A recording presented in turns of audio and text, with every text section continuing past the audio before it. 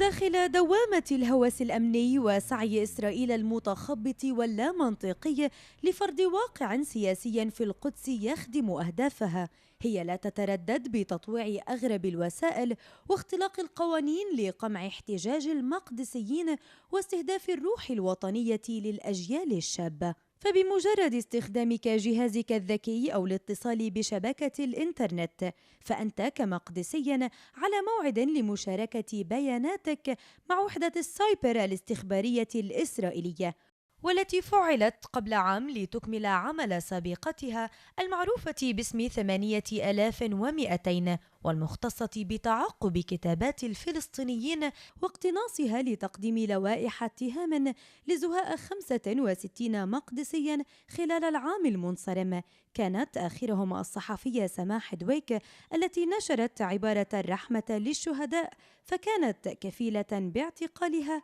6 أشهر.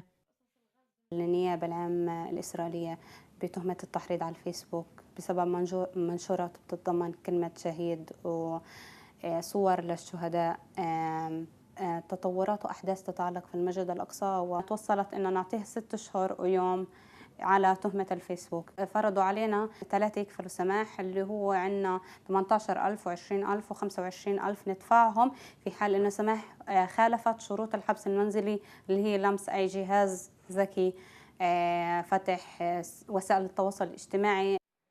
ويتخذ المتعقبون من جملة دلالات دينية وعسكرية ككلمة الشهيد إشارة لمراقبة حساب المستخدم وافتراسه بتهم التحريض، ما يجدها المختصون معايير مجحفة كونها توسع نطاق المستهدفين.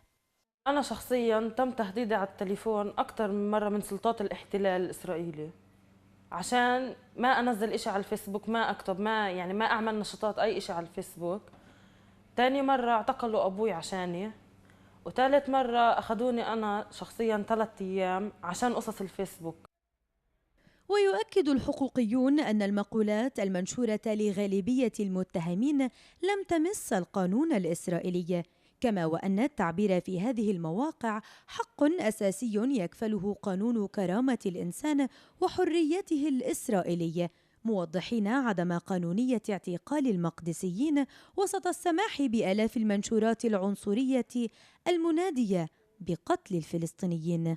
كلمات، صور أو ربما رموز تنشر على مواقع التواصل الاجتماعي هي للأسف آخر منفس يعبر فيه المقدسيون عما يحدث حولهم، إلا أن هامش التفاعل الإلكتروني لهؤلاء لم يسلم أيضا من قيود الاحتلال ومراقبته، فهذه المواقع باتت مخالب إسرائيل الجديدة لقرصنة أفكار الشباب المقدسي وكبح خطواته، وأمست لا تتردد في اتخاذ عباراتهم التهمة الصريحة لاعتقال أكثر من 130 مقدسيا خلال الهبة الشعبية.